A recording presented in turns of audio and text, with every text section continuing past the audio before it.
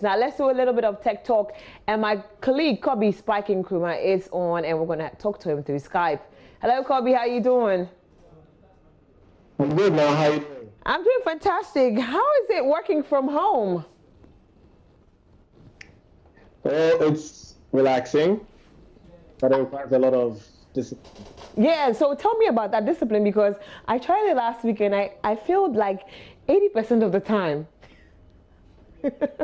Yeah, I know, right? Like waking up, you don't have to go anywhere. So it's about convincing yourself, hey, I need to wake up, get work done, and So meet do you certain dress target. do you dress up to come sit down and work like you're acting like you're going to? Because I tried that one, I ended up sleeping. I had to dress up to sit down. But it's good to see you anyway. I hope you're practicing the social distancing and precautionary measures. I've got everything I need here. I don't need to go out. I know, for weeks. But let's talk about the WhatsApp limitation. Yes, we're talking about that, and unfortunately, technology did its thing. But I want to find out, is this something that is old or is brand new? Because I've heard comments that, oh, back then, it was like a year ago, they were already doing that, so they limited people to 5, or it's a recent thing, or it's a new thing that they're doing to make sure that people don't get misinformation on the COVID-19 pandemic. Okay, so like I was saying yesterday, this was happening before. And in 2018, they began to limit messages to only 5 forward. Yeah. So if WhatsApp determines that a message has been forwarded a certain number of times, they limit it to just 5 people. So you can't forward it to more than 5. Now, when this happened, we realized that forwards had dropped to about 25%. So people stopped forwarding messages. And basically, the whole idea is to slow down misinformation. Okay. Before you could forward to up to 256 people at a time. Yes. Now, with that, this way, it makes it difficult for people to forward messages. So they're like, well, once they send it to 5, they're done. Yeah. Doesn't mean that people can't forward it again and again and again. They can, but it's sort of too much work. Okay, that's solid. Now let's talk about working from home. And but before we do that, one more thing about the WhatsApp limitation. Does it mean that they're able to scrutinize the information or the message going out? So if I've already sent that information to 5 people, you understand, the next 5 people, they'll also be able to, will they scrutinize that message, or they get used as a logarithm to know that, oh, this message has been forwarded a couple of times, let's end it, let's break it. That's what I want to know. Okay, so right now, what is actually happening is that WhatsApp is testing a new way to slow down forwards by making sure that messages that have been forwarded more than 5 times will be reduced to just 1 forward. Oh, cool.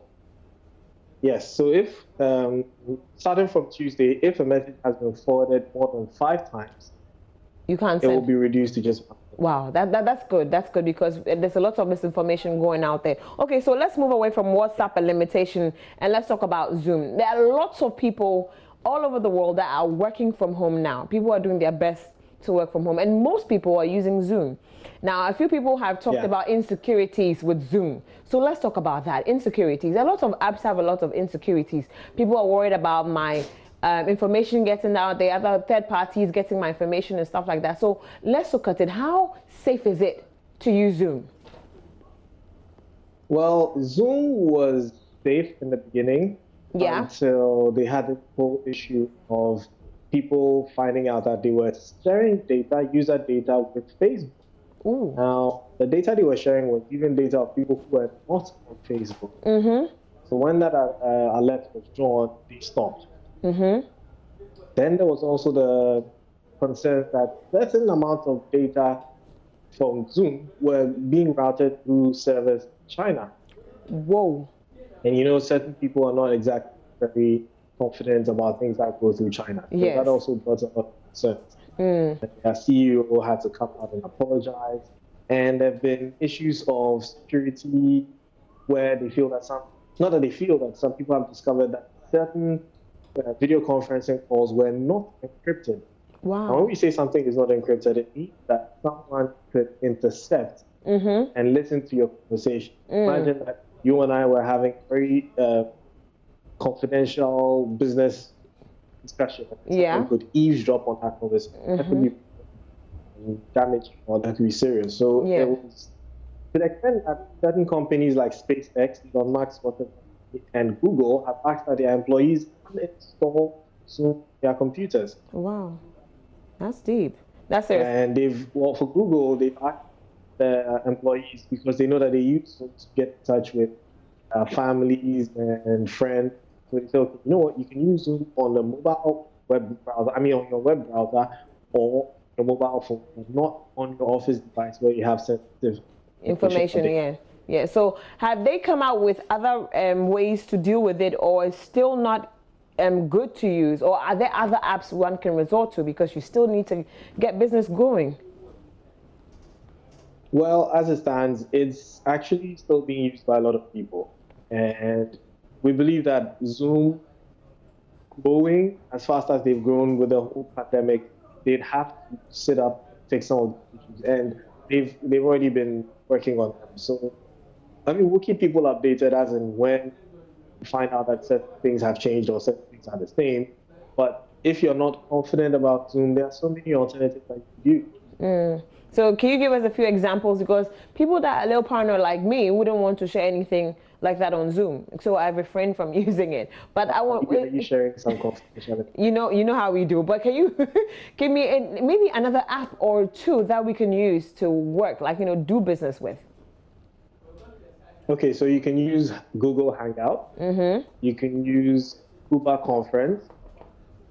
So Google Hangouts, for instance, is just like, but the maximum number of people per conference is 25. Wow, that's good. And then you can do basically everything with Zoom.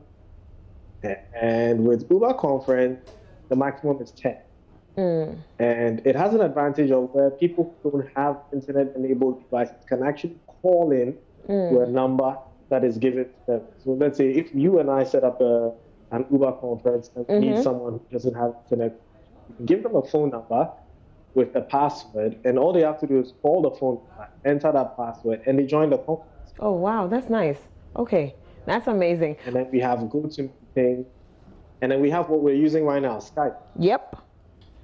But with Skype, how many numbers can it take? Can it take more than 25 people?